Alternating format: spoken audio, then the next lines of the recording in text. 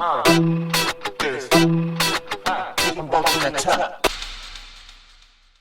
to the Week in Review version of the Daily Sports Content Economy podcast for Friday, February 27, 2026.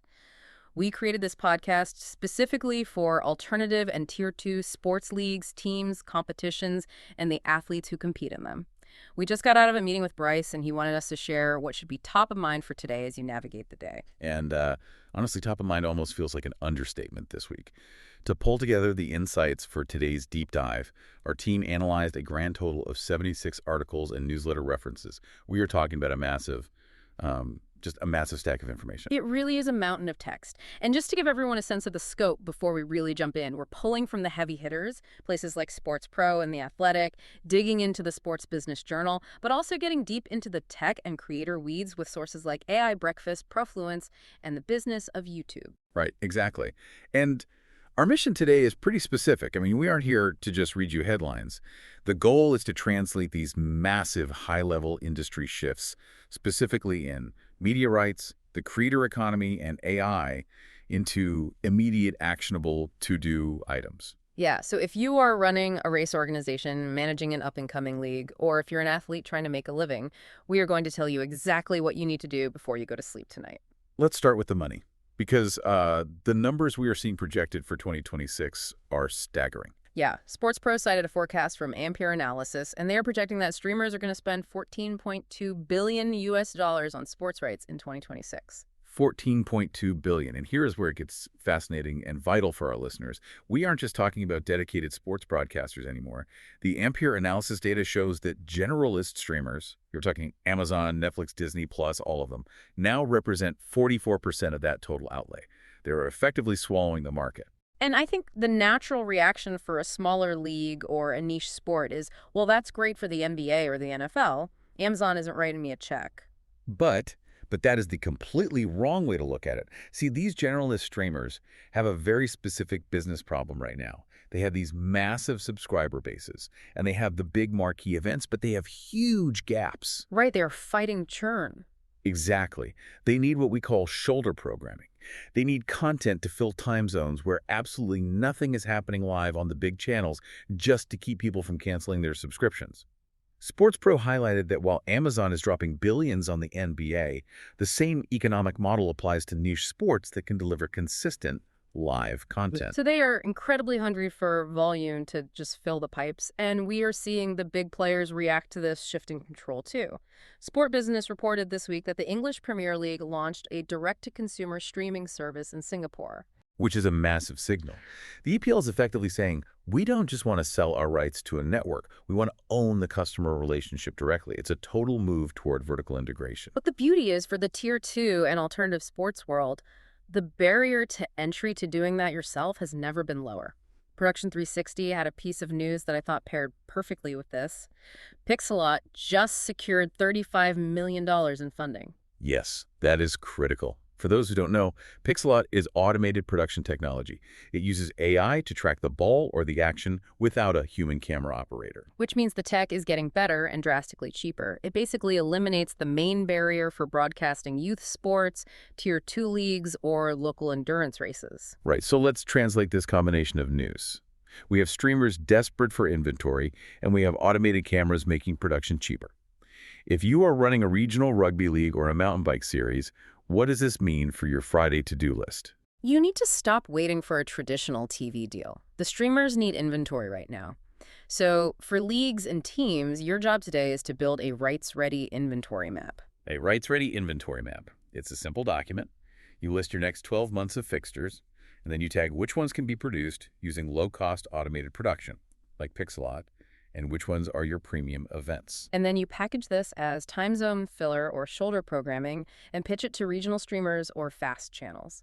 They are desperate for content to keep viewers watching between the big movies or news blocks. It's a total mindset shift. You aren't selling the glory of the championship game. You are selling 200 hours of live content to keep viewers engaged on the platform. You're selling utility.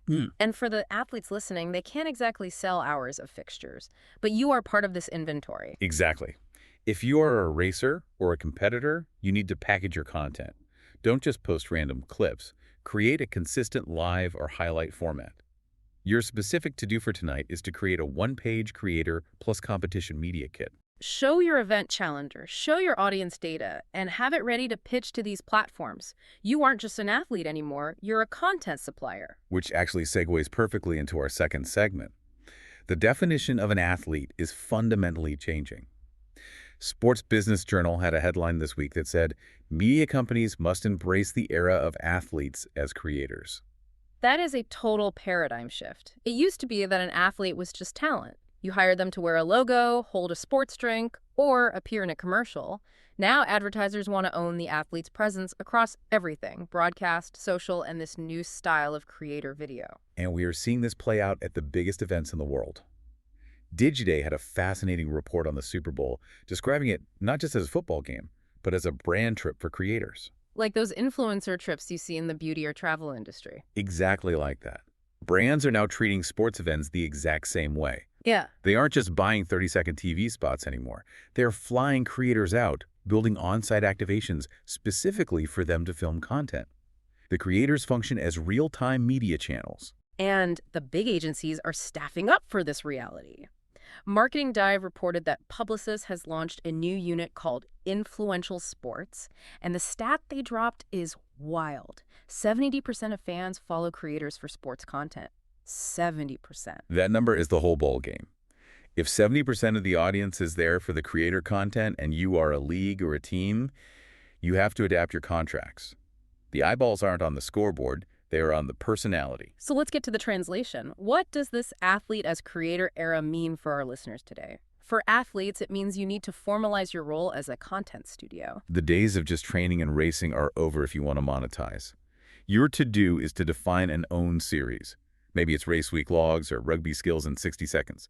Script and shoot a pilot episode on your phone before tonight. You have to show brands that you can actually produce assets, not just wear a patch on your jersey. And for the organizers, the race directors, you need to treat your event like a content factory. Don't just hire a photographer to stand at the finish line. Right. Designate a pool of event creators for your next race. Offer them free entry and a media pass, but in exchange, demand structured storylines. Tell them you want a course for scene or a day-in-the-life video. You are effectively crowdsourcing your marketing to the people who are naturally best at it. I love that. Crowdsourcing the hype. And for the teams, you need to update your contracts immediately. Draft a one-page athlete-creator policy today.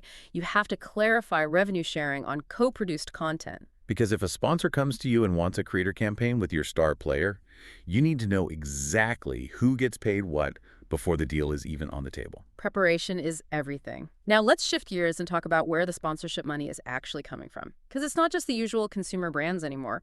We saw some really interesting deals this week that signal a major shift toward data and niche investment. We really did. The one that stood out to me was from Markets Group. They reported that Bluestone Equity Partners has signed on to sponsor USA Archery through the LA 2028 Olympics. A private equity firm sponsoring archery.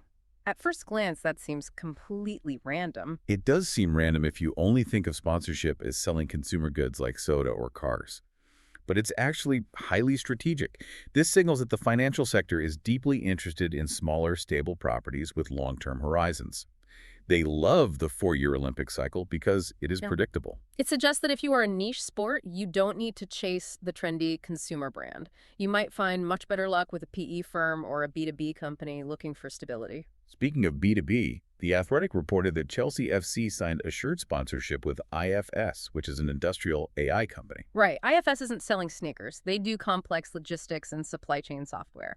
They chose Chelsea because elite football is a highly complex, high-performance operation. It's a direct alignment of values around complexity and logistics. And on the topic of AI, we absolutely cannot ignore the tech itself.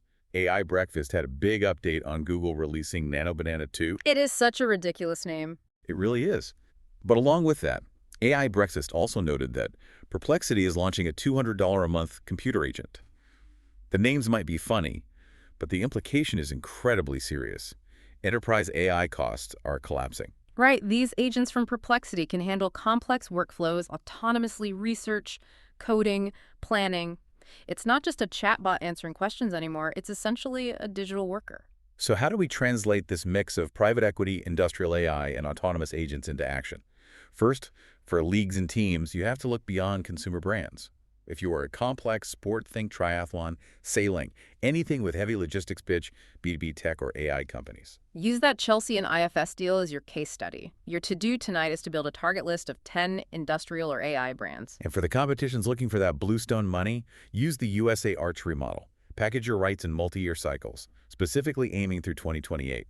Pitch to regional investment firms and tell them you offer a stable, long-term brand platform for the next 4 years. And operationally, this is where the autonomous agents come in. Nikki Saunders' newsletter referenced this exact trend too. Use these new tools, Perplexity's agent, Notion's custom agents, to automate your back office. You should not be spending hours on scheduling and sponsor updates. Automate that so you have the time to actually be a creator. Because efficiency creates the capacity for creativity. Now let's move to what might be the most disruptive trend we've seen in the entire stack, prediction markets. This is fascinating. Both Sponsor United and the Business of YouTube highlighted this. The Business of YouTube had a great interview with Ed Abbas from Display. The core headline is that prediction markets are moving from a curiosity to a full-blown category. And we need to be really clear here, this isn't just sports betting. Because I know that scares some of the smaller leagues away. Exactly. That is a crucial distinction. It's about priced sentiment. It's taking the real-time data from chats, polls, and fan discussions and turning that into a tradable asset. The example they used was DAZN partnering with Polymarket. It is gamifying the conversation. And if you look at TubeFilter's report on Gen Z, their spending is way up on Roblox and TikTok Shop. This generation buys and engages through interaction and gaming mechanics. They do not just want to watch passively, they want to participate. So for a Tier 2 sport or a local race organizer, how do you tap into this without getting a complex gambling license? You use prediction mechanics. Right, you don't need money-changing hands to use the psychology of prediction. Your to-do is to build a free-to-play prediction game for your next event. Guess the king of the mountain time. Predict the top 3 finishers. And that captures the data. It captures incredibly valuable data. Fan emails, preferences, engagement times. That is exactly what you sell to sponsors.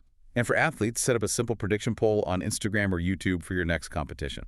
The Business of YouTube calls this engagement the new currency over passive viewership. If you can get your fans to bet their social capital on your performance, they are locked in. It makes them emotionally invested in the outcome. Precisely. Okay. We have covered a lot of heavy strategy today. Let's hit our rapid fire segment, the water cooler moments from the sources. What stood out to you? Well, you know I love a good sponsorship quirk. SBJ Unpacks mentioned that the San Francisco Giants are the only team with a formal partnership with a master sommelier. A baseball sommelier. Basically a minister of Merlot. But the underlying takeaway is brilliant. It's about layering sponsorship to create totally unique fan experiences. It elevates the brand and shows you can niche down even within a massive 40,000-seat stadium. I love that. My favorite moment from the stack has to be from the Athletic Pulse. Jack Hughes, the hockey player, lost his teeth during a gold medal run. Ouch. Yeah. And the New Jersey Devils PR team confirmed that the teeth are, quote, lost to icy dental history in Milan. It's a hilarious detail, but it perfectly humanizes the athlete. That narrative travels so much further than just the final score of the game. And finally, on the visual side, the 2026 NWSL kits have officially dropped, according to the Athletic Pulse. And the takeaway there is that merchandise drops are content events. They aren't just product releases. They are highly orchestrated media moments. So we have covered media rights, creators, AI predictions, and lost teeth. Let's bring it all home. If you are listening to this on your way to the track or the office, here is your summary of key must-dos. 3 things. 1, athletes, film a pilot creator episode and update your media kit with audience data tonight. You are a content studio now. 2, teams and leagues, audit your inventory. Look for creator assets you can sell and identify where you can use automated production like Pixelot to fill those inventory gaps. And 3, competitions. Create a prediction mechanic. Gamify your event to capture fan data. Simple, actionable, and necessary. Now, before we sign off, I want to leave you with a final thought to chew on. We talked about Cristiano Ronaldo buying a stake in UD Almeria in the Profluence report, and we talked about the prediction markets trend from Sponsor United. Right. If you connect those dots, we are rapidly moving to a world where fans don't just watch, they predict outcomes. And athletes don't just play, they own equity and actively produce the show. So the question is, if you are still just selling a static logo on a jersey or a standard 30-second ad spot, are you selling a relic? The true value has completely moved to ownership and interaction. That's a powerful place to leave it. Thanks for letting us be part of your meeting with Bryce. Go navigate the day. Go navigate the day. Thanks for listening to this edition of the Daily Sports Content Economy Podcast. If you're ready to build your content media empire, we should probably talk. Visit rootgroupmarketing.com. Thanks for watching and listening.